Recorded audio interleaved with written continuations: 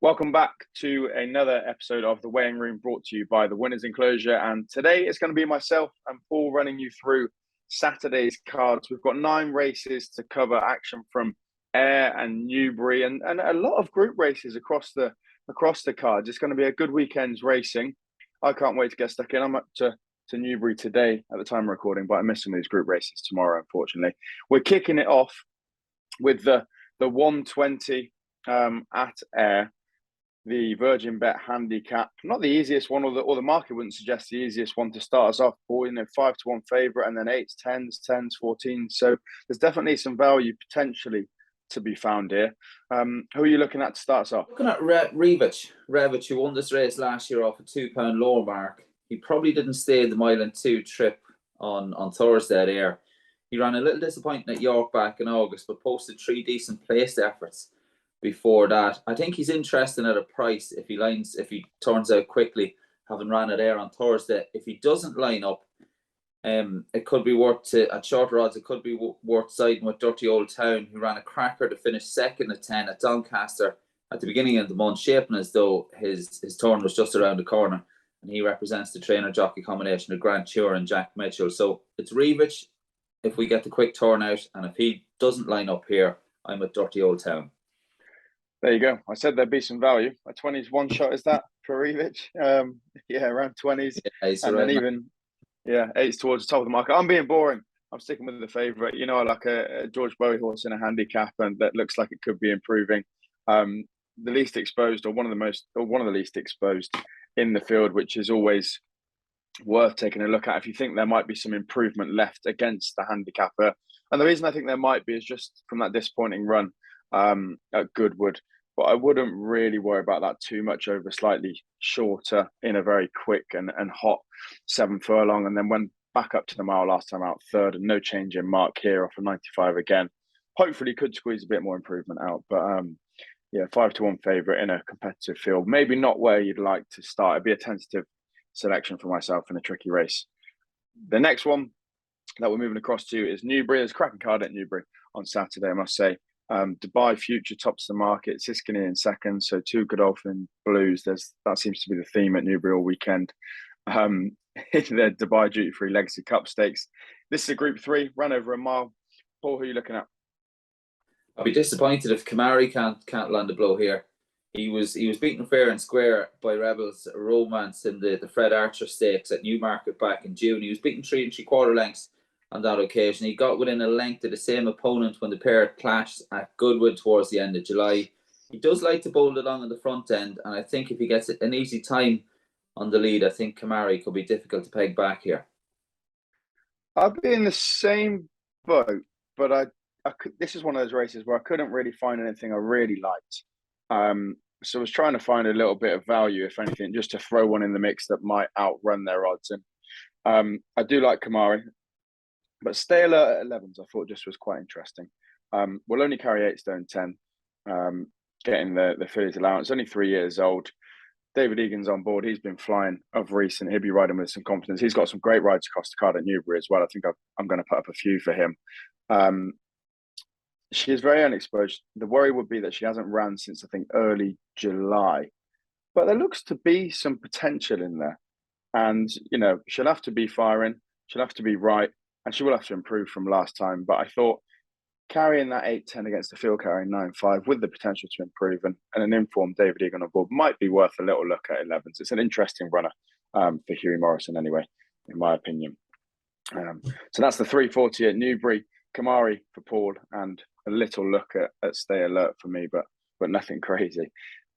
Next we go back to Ayr, 155. 7-4 favourite in Phantom Flight for the 155 Virgin Bet Doonside Cup Stakes. This is a listed race, ran over 1 mile 2. I see this as a clash between the top 2, but I'm hoping you're going to tell me you're wrong, Paul, because I'm starting this podcast off with a few fabs in here. So where are we looking? Yeah, well, I'm always looking to take on the favourite if possible. If I can find an angle to oppose the favourite, I'll take that angle. Here, I do find it difficult to oppose Phantom Flight. He's 3 victories from 5 starts. He's improved with every run and was probably a little unlucky not to finish closer to New London when finishing 3rd at 12 in a handicap at Newmarket back in July.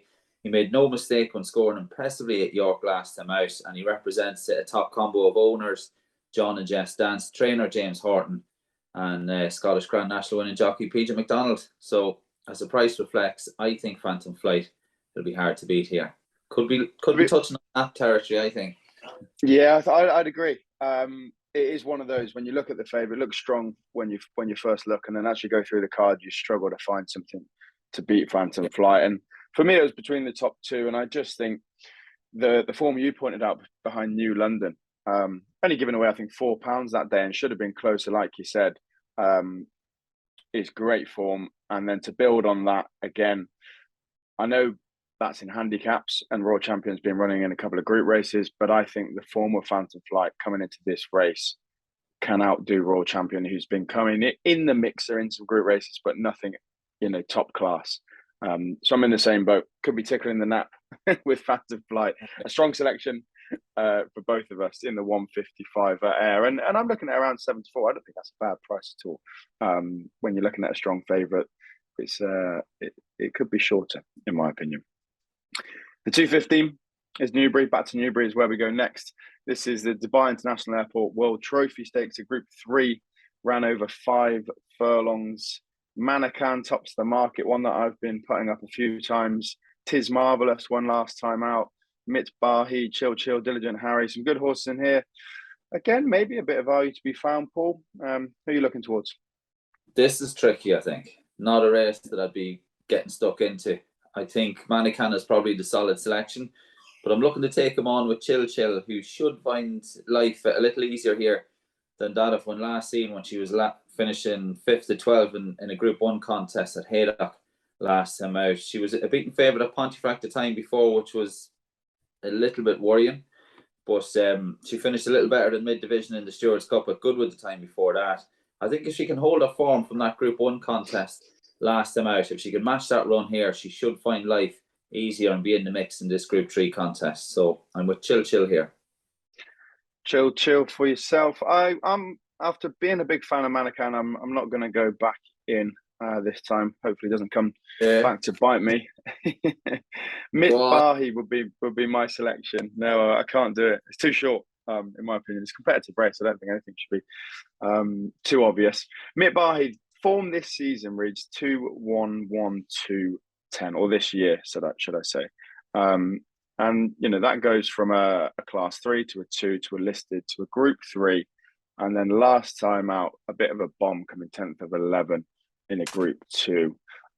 If you looked at that without kind of digging any deeper, you might just think maybe that this horse hit ceiling in the Group 3, but Mibahi never really got racing that day at Goodwood in the Group 2. Didn't start well, never really got in the mix, and as a result, hasn't finished anywhere close. I think you can draw a line through that, or at least be optimistic that that's not that a Group 2 and performing at that level is not out of this horse's question. So based off of previous form and the trajectory through the season for Mitbahi, I'd be happy to play. I'm looking at an each way price, definitely. So Mitbahi, I'm hoping to bounce back. And again, Mr. Egan for me. I told you I'll be putting up a few for him. I'm hoping he's going to ride a treble across Newbury, and then I might be right on a few. So that's the 215 at Newbury. Jumping back to Ayr, the 230. This is the Silver Cup handicap. These get tricky. These Silver Cups in the Ayr Cup or Gold Cup.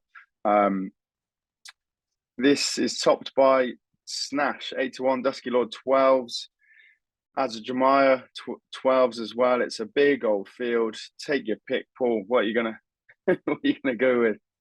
Yeah, I think with a big field, there should be plenty of extra places if you shop around, and for that reason, I would take a chance on the Keith Douglas trained Aberama Gold.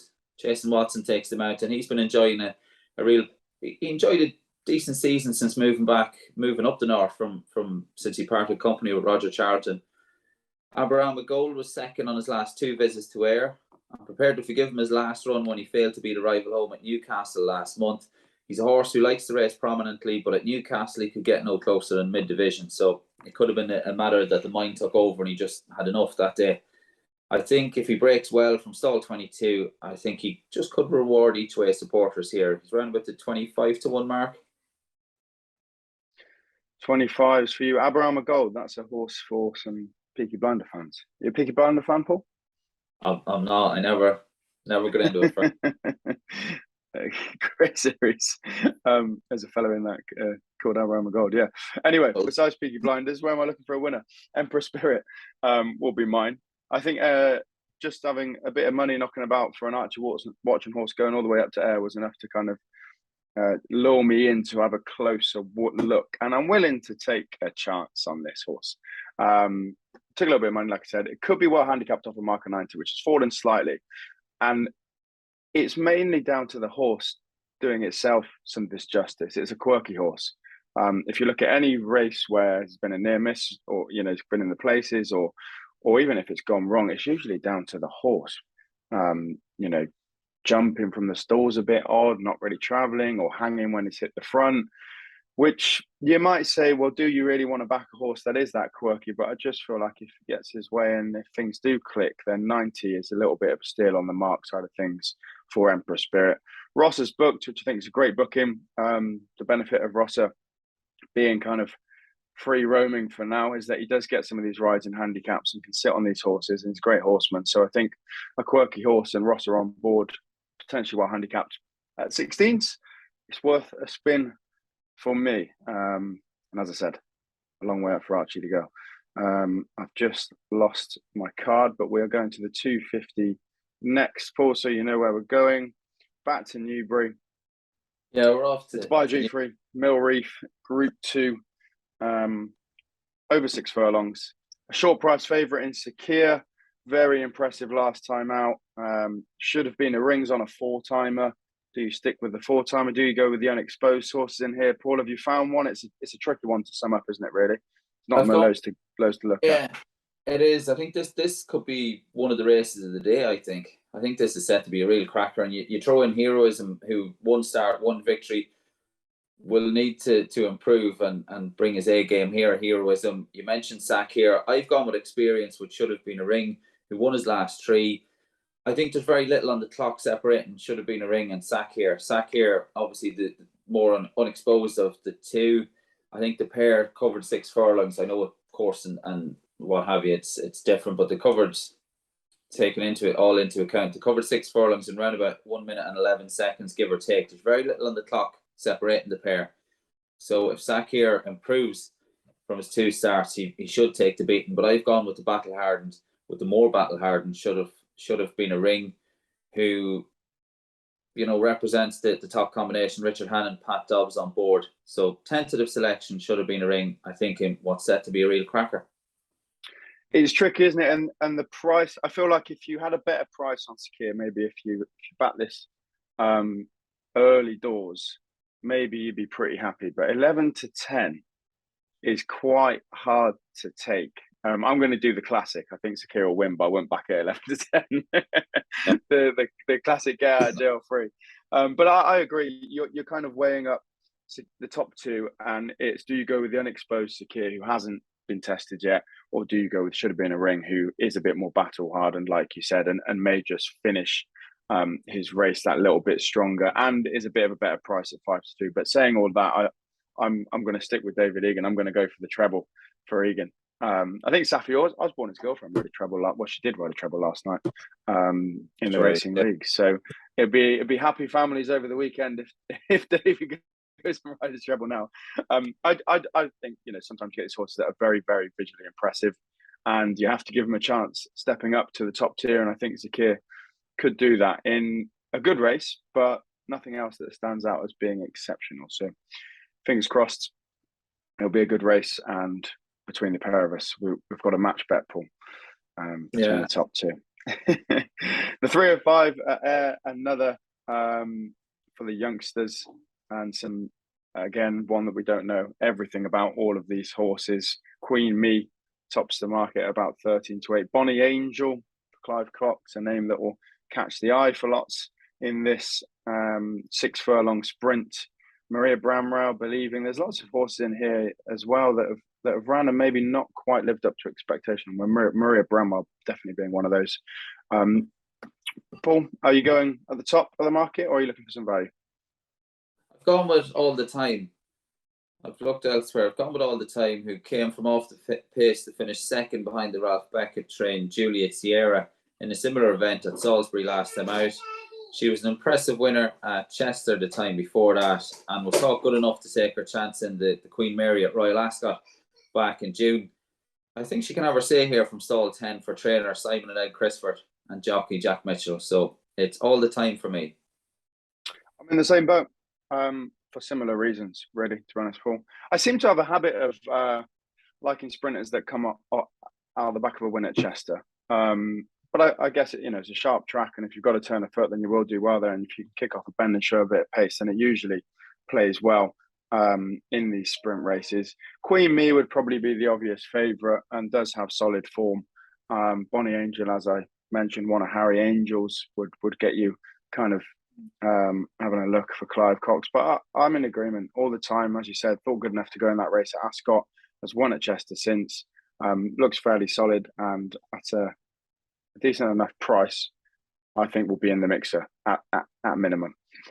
So we're in agreement once again in the 305 at Ayr. Back to what will be our last at Newbury. And again, it is dominated by the blue, the Royal Blue. Warren Point, Ottoman, Fleet, Marching Army are the top three in the market. And then you've got See the Casper, Hamaki, Special Envoy, and then a big old race finishing all the way down at around 40s at the bottom of the market. Where do you see this, Paul? Is it going to be a Royal Blue finish? I'm going to take on the blue. I've gone with Hamaki. I thought Hamaki showed a tremendous attitude when scoring at Haydock. That was on soft ground, and then won at Ascot on Shergar Cup Day on good to firm ground. That was his last two starts. His last time out success came off a handicap mark of 87. He lines up here off 91, and it is interesting that Connections William Haggis has gone for Adam Farrer's £5 claim. And with that in mind, I fancy Hamaki to be in the mix once again. Yeah, tricky race. I am going to go with the blue, Ottoman Fleet. If you look at what this horse was bought for, I think they'd be maybe slightly disappointed to be coming into a handicap at this point in its season. But that's kind of what's luring me in. Off a mark of only 100, I'm sure this horse can be better than that.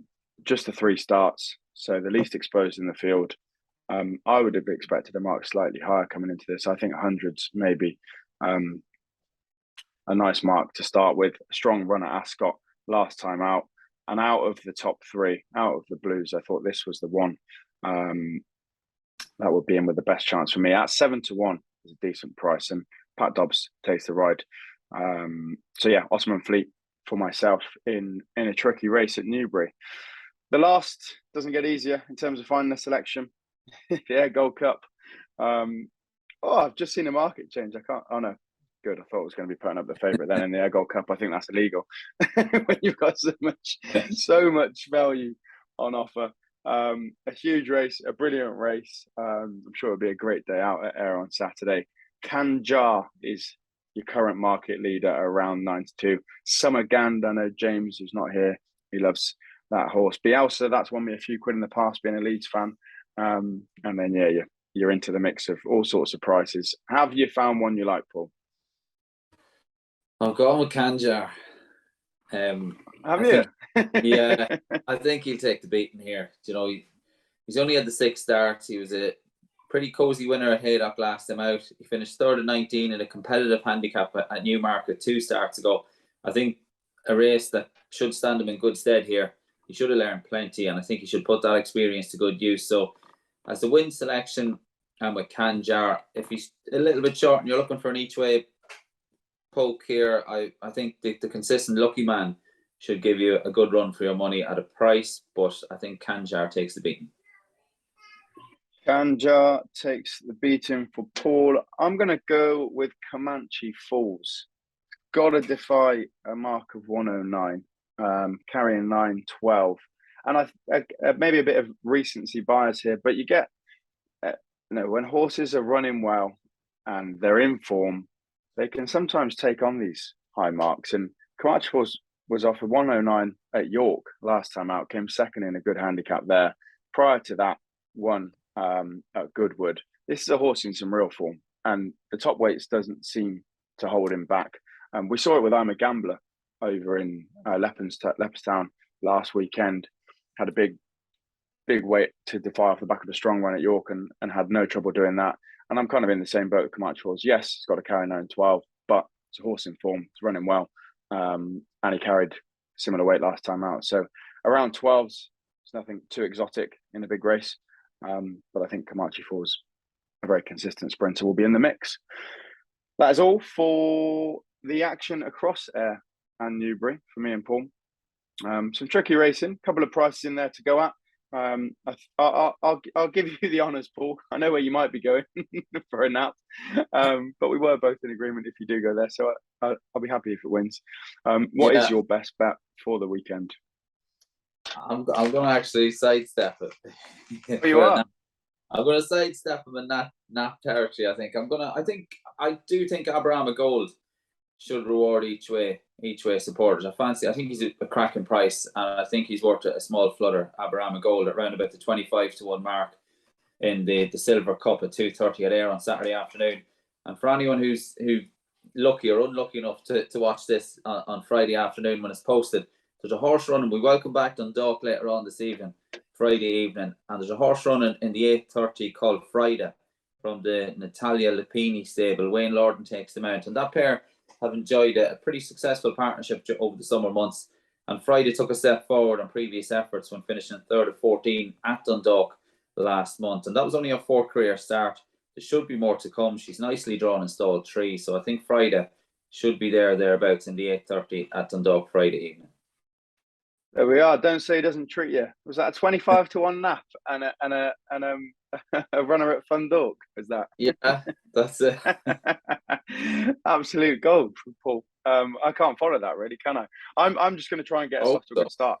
Me and Paul were both in agreement that the favourite of the 155 at Ayr would win. So we'll leave that one out. So you've got another one to go at. But I'll try and get us off to a good start with George Bowie to win the first at Ayr in the handicap around 5s. If you can get an each way price, I think it's got to be in the mixer and should show some improvement and hopefully win that. So there you are. We've got a few solid bets to go at. One at Dundalk, a big price, and a nap from the pair of us.